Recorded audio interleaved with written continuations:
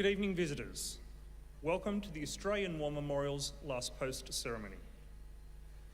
My name is Gerard Pratt, and joining us today from the Royal Australian Navy is Vice Admiral Tim Barrett, Chief of Navy, in his last official role at the memorial as a uniformed member of the Australian Defence Force after over 40 years of military service. Vice Admiral Tim Barrett joined the Royal Australian Navy in 1976 as a seaman officer and later specialised in aviation.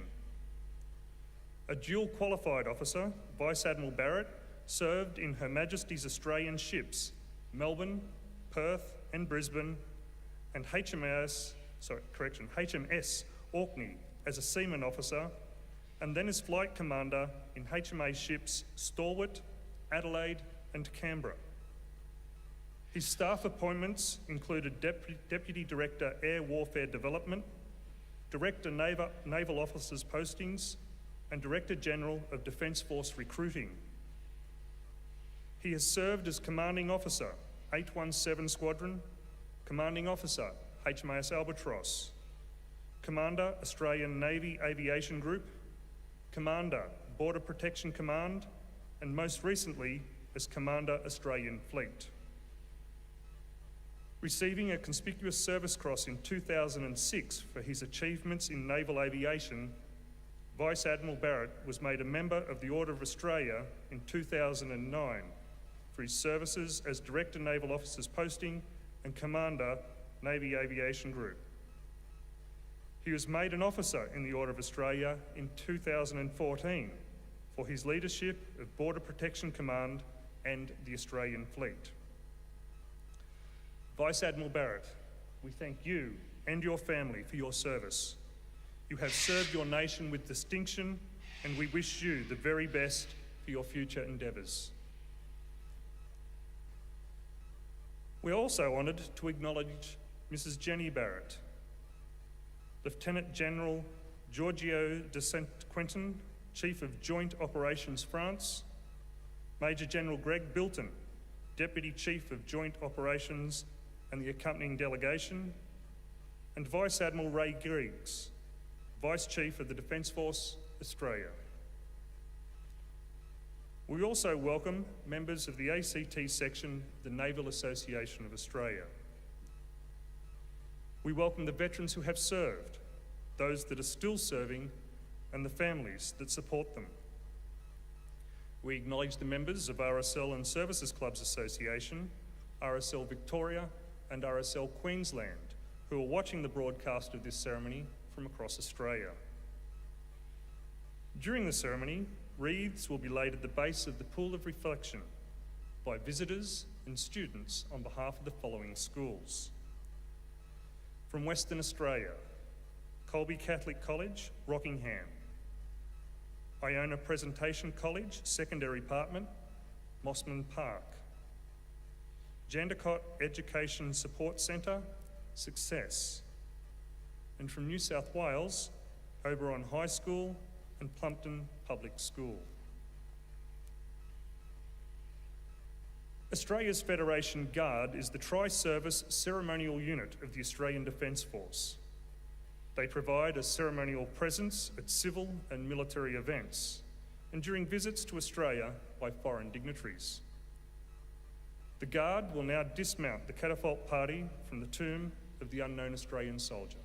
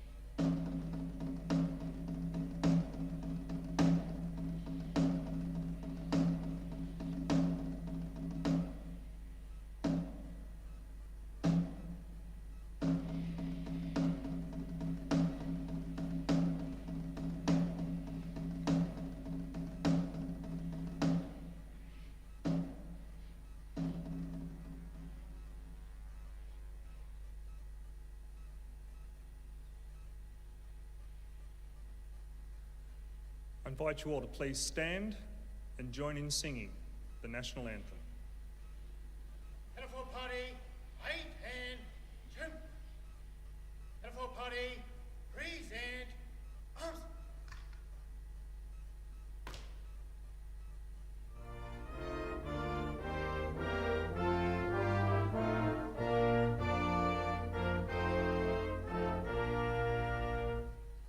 Australians, oh, let us rejoice, for we are young and free. We've golden soil and wealth for toil, our home is girt by sea. Our land abounds in nature's gifts, of beauty rich and rare. In history's page let every state advance Australia fair. In joyful strains then let us sing, advance Australia fair. Telephone party, shoulder, arms. Students, please be seated.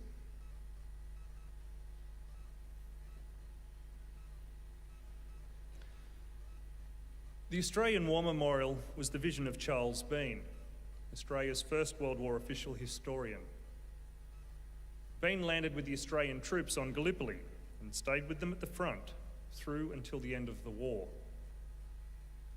The idea of this national memorial and museum came to him at Pozières, France, in the depths of the bloody fighting of 1916. Bean's idea was that this would be a place where families and friends could mourn loved ones buried in faraway places. It would also be a place that could help all Australians understand what these men and women had endured and what they had done for us. Bean's vision, to which we remain true, is best expressed as inscribed in the entrance to the memorial's galleries. Here is their spirit, in the heart of the land they loved, and here we guard the record which they themselves made. Tonight, we will read the story behind just one of those on the Roll of Honour, which lists the names of more than 102,000 men and women who have given their lives for us in war and operations for more than a century. But first, we present a lament, Flowers of the Forest. Wreaths or floral tributes will now be laid at the base of the pool of reflection.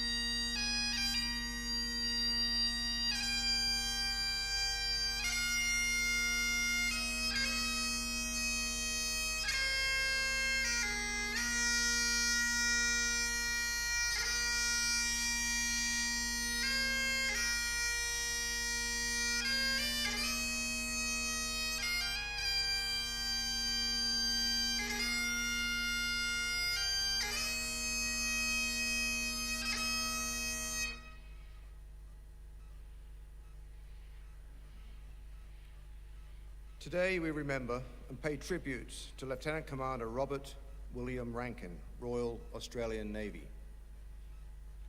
Robert Rankin was born on the 3rd of June 1907 in Cobar, New South Wales, to Francis and Florence Rankin.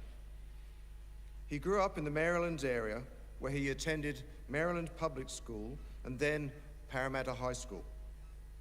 Rankin excelled at all sports, but was particularly proficient at rugby union. Rankin entered the Royal Australian Naval College at Jervis Bay in 1921 and acquired the nickname Oscar, which stuck throughout his life. By the end of the course, he had been made cadet captain and had gained colours for rugby. He was also awarded prizes for engineering theory and practice and mathematics. He graduated in 1925 and served as a midshipman with HMA ships Brisbane and Melbourne before being sent to England in 1926 for training with the Royal Navy. The following year, he attended the Junior Officers War Course at the Royal Naval College, Greenwich. He was amongst 6 members of the course whose essays were commended by the Admiralty. After attending further courses at Portsmouth, during which he was promoted to sub-lieutenant, Rankin was posted to the newly commissioned cruiser HMAS Canberra in November 1928 and sailed with the RAN's newest ship for Australia the following month. He was promoted to lieutenant at the beginning of August 1929. Rankin spent the next 5 years between ship and shore postings, and by 1934 he had decided to specialise in hydrography and had been rated as an assistant surveyor 4th class. He joined HMAS Moresby, a survey ship, and was involved in charting Australian and New Guinea waters until February 1938. Rankin was regarded by his superiors as a keen, hard-working officer, if somewhat lacking in powers of command. However, he was promoted to Lieutenant Commander on the 1st of August 1937. Despite his somewhat infrequent visits to dry land, he met Mary Broughton, a trainee nurse, and they began a relationship. They were married at the Bellevue Hotel in Brisbane on the 4th of October 1937. The event was widely publicised in the local newspapers, and pictures showed Rankin and his bride walking into their reception under an arch of swords, provided by a number of Rankin's attending naval officer friends. In March 1938, Rankin was posted on exchange to Britain and travelled with Marie. He served in HMS Gleaner, a minesweeper engaged in survey work. In July 1939, the Rankins welcomed their daughter, Patricia, into this world. Robert Rankin was attending a course at a shore establishment when the Second World War began in September of that year. Marie and Patricia were evacuated back to Australia soon after hostilities commenced. Rankin was posted as executive officer to the heavy repair ship HMS Resource in December. The ship served in the Mediterranean theatre and was involved in evacuating Allied soldiers from Greece. As Resource took charge on a large number of dejected soldiers, Rankin organised accommodation on board and was almost single-handedly responsible for raising the men's morale. His commanding officer, Captain Donald O'Connell, Royal Navy, described Rankin as a most cheerful and charming messmate and a most loyal and efficient executive officer.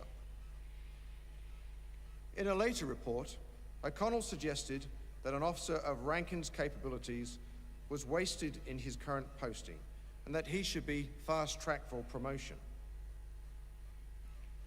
Rankin returned to Australia in September 1941 and conducted a survey of Pittwater, which had been completed by the end of the year. In early February 1942, Rankin was posting to the sloop HMAS Yarra and took command of the ship on the 11th of February. Only days later, Yarra was involved in the rescue of over 1,800 survivors of the troopship Empress of Asia, which had been sunk by Japanese dive bombers near Singapore. In the early hours of the 4th of March, the Yarra was escorting a small convoy of 3 merchant ships from Java to Fremantle, which was intercepted by 5 Japanese warships, 3 heavy cruisers and 2 destroyers.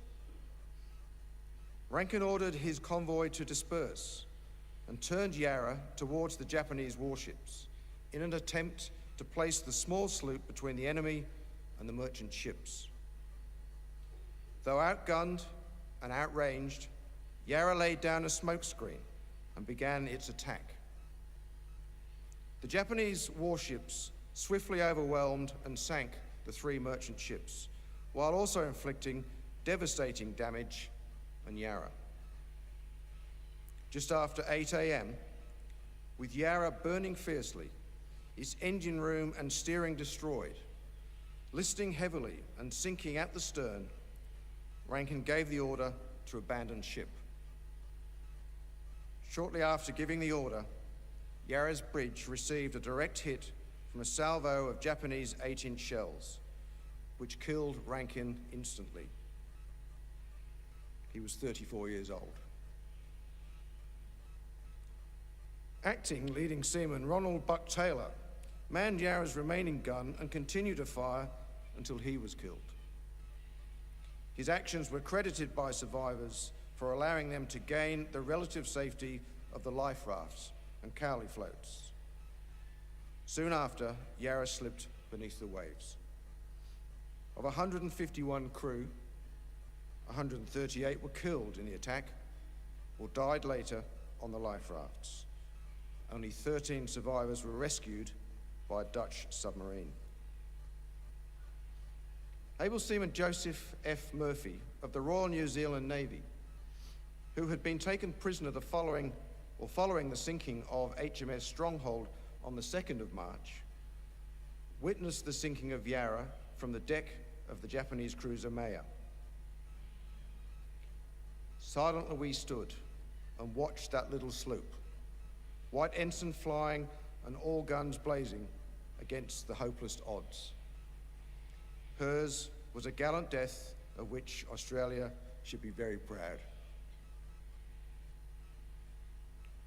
Rankin was honoured in 2001 when a Collins-class submarine was named in his honour. The vessel's motto, "Defend the Weak," is a tribute to the selfless bravery and sacrifice of Rankin and his crew. In 2015, HMS Yarra II was awarded a unit citation for gallantry, which reads, in part, "For extraordinary gallantry in action off Singapore on the 5th of February 1942 and in the Indian Ocean on the 4th of March 1942. The then Chief of Navy, Vice Admiral Ray Griggs, accepted the award on behalf of HMS Yarra's crew, including David Wollstonecroft and their surviving family members. As part of his acceptance speech, he noted that collective gallantry is the most prized achievement in the Navy. A ship's crew are all of one company. They go to sea together, they go into action together, and we pray they come home together. Sadly, this was not the fate of Yarra.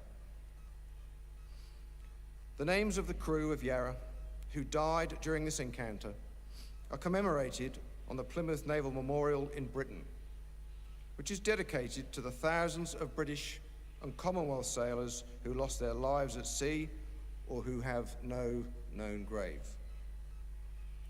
Robert Rankin's name is listed on the Roll of Honour on my left, among the almost 40,000 Australians who died serving in the Second World War. But this is one of many stories of service and sacrifice told here at the Australian War Memorial. We now remember Lieutenant Commander Robert William Rankin, RAN, who gave his life for us, for our freedoms and in the hope of a better world.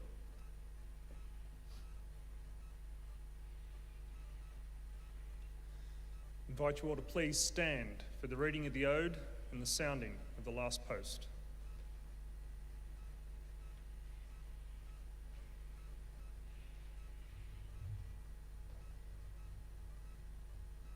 They have no grave but the cruel sea. No flowers lie at their head. A rusking hulk is their tombstone, a fast on the ocean bed. They shall grow not old, as we that are left grow old. Age shall not weary them, nor the years condemn. At the going down of the sun and in the morning, we will remember them. We will remember them. Wonderful party, present, arms.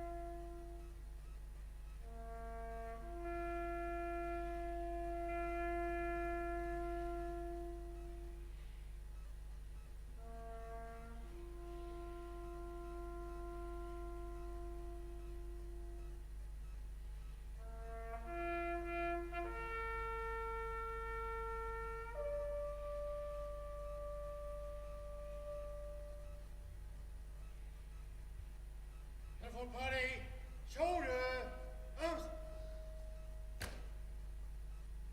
Lest we forget. Lest we forget.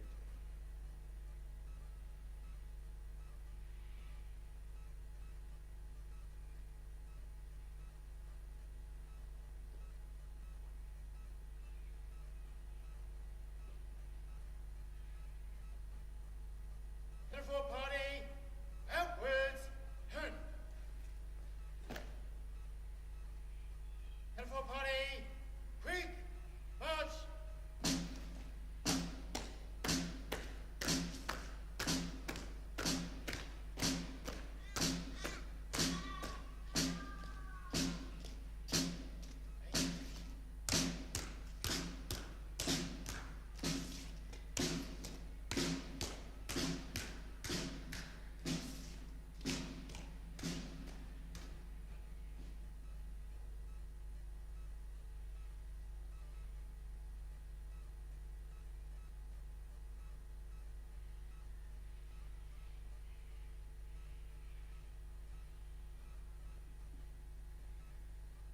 We leave you this evening with the words of the memorial's founder, Charles Bean. Many a man lying out there at Pozieres, or in the low scrub at Gallipoli, with his poor, tired senses barely working through the fever of his brain, has thought in his last moments, well, it's over. But in Australia, they will be proud of this. Ladies and gentlemen, girls and boys, that concludes the last post ceremony. We thank you all for visiting the Australian War Memorial and wish you all a very good evening. Thank you.